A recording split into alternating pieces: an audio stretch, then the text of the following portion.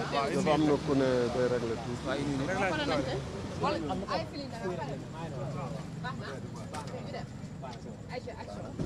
baax na. ñëwaat rek si lan moo waral aujourd'hui sa taxawaay ci cybercriminalité ginnaaw ba ñu convoqué Moustapha Diakhaté. waaw dama jàppoon ni Moustapha Diakhaté woo nañ ko waxtu bi war nañu bàyyi mu dellu këram. ndax gisuma sax lu tax ñu koy woo. déglu naa émission bi naam mun na am moom ci façon ngi waxam am na nu mu waxee waaye waxu fi lenn lu ñaaw te waxu fi lenn loo xam ne muy ñi nekk ci réew mi njiitu réew mi ci boppam jàpp nañ ko yóbbu ko dégg ngeen li mu waxoon ci magistrat yi premier ministre kazalik toog naa assemblée ak ñoom amul façon saaga bu ñu saagawul ay kilifa réew mi muy président muy kii assemblée ba mu barki démb ci campagne bi dégg ngeen muy woote fi gatsa donc ñoo xam ne ñoom agression verbale ci la ñu dëkk waruñu am sensibilité lu tubaab di wax sensibilité maanaam nga teel a gis sa bopp luñ la wax rek luñ la delloo lu mu tuuti nga ne da ngay woo nit ñi ci yoon. lii mënul wéy quand même franchement dañ jàppoon ni Sénégal gii te ñoom ñoo ko waxoon ñoom ñu ne woon dañu war a abroger code de pénal beeg code procédure pénale parce que président de la république premier ministre donte ni war nañ leen ormal te man dama jàpp ñu leen di ormal ay nit lañu mun nañu wax naka si dul noonu bu nit waxee naka si dul noonu noo koy waxee te wax nañ ko waxaat ko fii defaat loo xam ne dafa safaanoog lu ñu doon wax ñoom man vraiment dama jàppoon ni après élection yi ak seen victoire dañuy apaiser wu ñoom ñoo war a dalal réew mi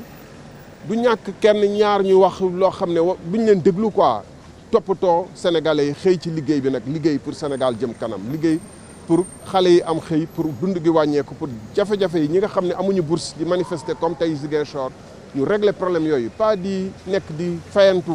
saa yu ne vraiment et Moustapha Diakhaté c'est un ami c'est quelqu'un je sais que ku am orma la kuy respecter nit la ku respecter démocratie la ku xam fu kàddoom war a yam la donc woo ko pour jaay ko doole pour noppaloo ko mais c'est pas normal. da nga jàpp ne ko dañ ko woo pour jaay ko doole. mais dañ ko jaay doole ñi ko woo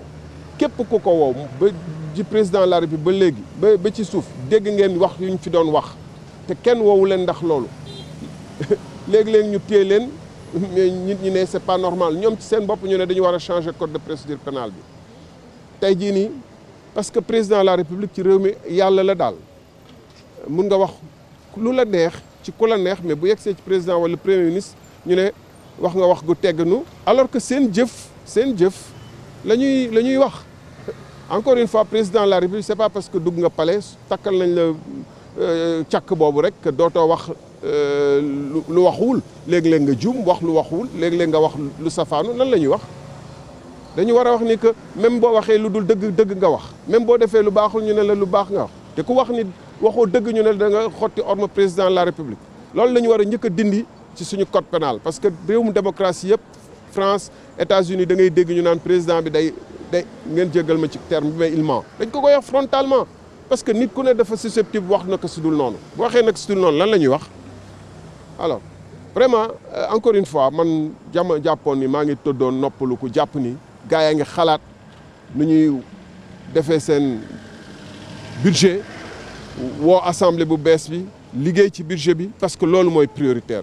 liggéey ci seen dette bu élevé bi naka lañ koy régler liggéey ci naka la ñuy régler problème mu sénégalais yi nga xam ne ñu ngi koy jànkoonteel au jour le jour ba nga xam ne ñu bëri tey fayeekuñ seen salaire am na ay agence ak ay direction yoo xam ne ñu ngi ci seen ñaareelu weer wala ñetteelu weer sans salaire même assemblée nationale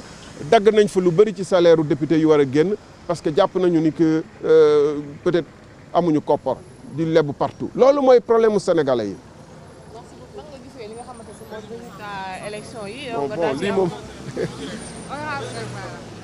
Non, je voudrais dire que je suis moi-même surpris de me retrouver là. Parce que je pensais qu'à cette heure-ci, Moustapha Diakhaté était relaxé, sans autre forme. Il n'aurait jamais dû être convoqué. Et je me dois, malgré tout, malgré mes réticences, d'être là parce qu'on ne peut pas accepter l'inacceptable dans ce pays. On a entendu des propos autrement plus graves et outranciers. Et chaque jour, moi j'étais à l'Assemblée nationale, j'ai entendu des ministres être traités de menteurs, des généraux être traités d'assassins, des présidents de la République de tous les noms. C'est les mêmes qui cultivaient ça, qui à longueur de journée font insulter les gens dans les réseaux sociaux, qui décrètent 72 heures de punition de quelqu'un, qui ont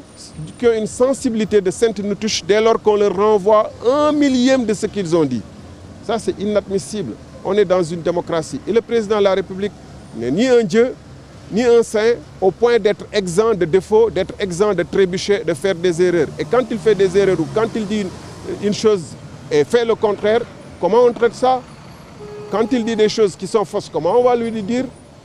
Alors, il faut arrêter et changer le code pénal. Aujourd'hui, les Sénégalais s'attendent à ce que le président de la République, le Premier ministre soient vraiment, et l'ensemble de leur structure, soient focus, concentrés sur comment chercher des solutions aux problèmes immenses qui assaillent le Sénégal. Ils ne devraient même pas avoir le temps d'écouter des émissions de celles de Moustapha Diakhaté ou d'autres. Ils doivent être focus sur les enfants qui sont en train de s'organiser pour aller en mer, ou les enfants qui font des grèves pour qu'on leur paye leur bourse. Beaucoup d'agences dans ce pays sont à 2 mois, 3 mois sans salaire. La Poste et d'autres entités, la Direction générale de la protection sociale, même à l'Assemblée nationale, ils ont sucré une partie des salaires des députés. Le HCCT, le CESE, n'en parlons pas. Donc voilà des problèmes graves qui assaillent le pays. La dette, dans 2 mois, ils auront peut-être une échéance qu'il va être difficile de régler. Voilà les problèmes de ce pays sur lesquels, mais leur attention doit être focus. Ils ne doivent pas avoir le temps de s'occuper de détails. Moi, je considérais qu'ils n'ont pas le temps d'écouter Moustapha Diakhaté ou Thierno Sall ou quelqu'un d'autre qui peut dire ce qu'il veut sur les réseaux sociaux. Qu'est-ce que ça change? Donc, ils ont un nouveau mandat.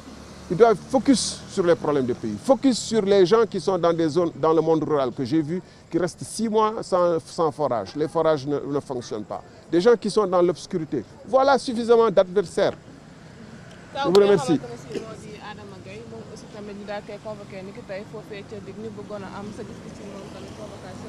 waaw Adama yegg sigul ñu ngi ñaan bu ñëwee mu wax li mu xam ñu bàyyi ko mu dellu parce que fii ay téye nit waxtu Moustapha Diakhaté lépp luñ ko mënoon laaj ci benn waxtu waroon nañ ko mën a laaj mu jeex waaye téye ko fii di ko xaarloo ci ay kii pour kii ko daal ñàkkloo ko kii torturer ko tuuti kii loo ko pour que mu bañ a mu changer position loolu ñàkk xam ku mel ni Moustapha Diakhaté la. luñ ko doon laaj mënoon nañ ko laaj en 30 minutes 1 heure te jàpp ma ni wax na fi lu tax ñu war ko woo na ma waxee léegi gars yi am nañ suffisamment de noon bi mooy ndóol gi noon bi mooy problème yi fi nekk sénégalais yi noonu li mooy dette bi nga xam ne dans 2 mois ils auront des problèmes pour payer ça loolu mooy seen noonu foofu la leen di sénégalais yi di séntu waruñu am temps di déglu ay réseaux sociaux sax di déglu ay Moustapha Diakhaté ak yooyu waruñu ak ay Adama Gaye réew nag gis nga taw ngi sango Adama Gaye dafa def ay révélation yu doy waar ci dese ki nga xamante ne si nag moo di Mamadou Moustapha Ba ancien ministre des finances. fekkee dafa am ay révélation yu mu xam ci dossier yi loo xam ne bokkul ak kii dina ko wax ak ñu ko convoqué man honnêtement dégluwuma ko te honnêtement man mii bu ma amul temps déglu li Adama Gaye wax je pense que gars yi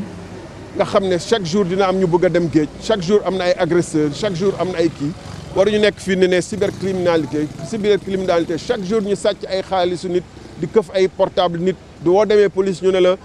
mënuñu topp cas yooyu ñu këf ay alalu jàmbur ci mbedd mi mais loolu war nañu toppatoo loolu quoi moo ëpp solo merci.